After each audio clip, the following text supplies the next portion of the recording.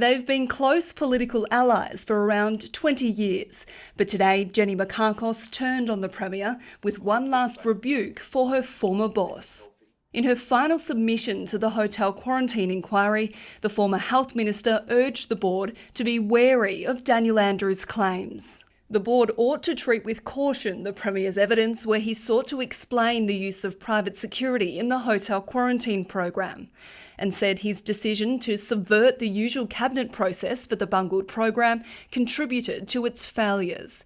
Had the hotel quarantine program been the product of a cabinet or cabinet committee decision, these issues would not have arisen. How can any Victorian trust Daniel Andrews when his own former senior health minister says he can't be trusted?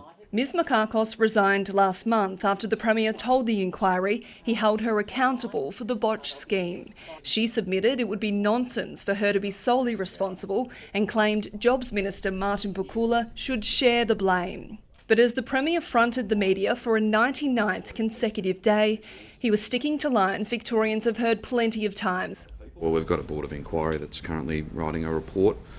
I don't accept that criticism, but ultimately that'll be a matter for the board to report on, among many other matters. The opposition has demanded the inquiry recall the pair. It also wants the Premier and his staff to release their phone records, claiming it could solve the mystery of exactly who told the former Police Chief Commissioner private security would be used. If the Premier's got nothing to hide, he should release his records and his staff's records and his departmental secretary's records to the inquiry. I wouldn't want anyone listening or watching at home to think that there was some material that was not handed up.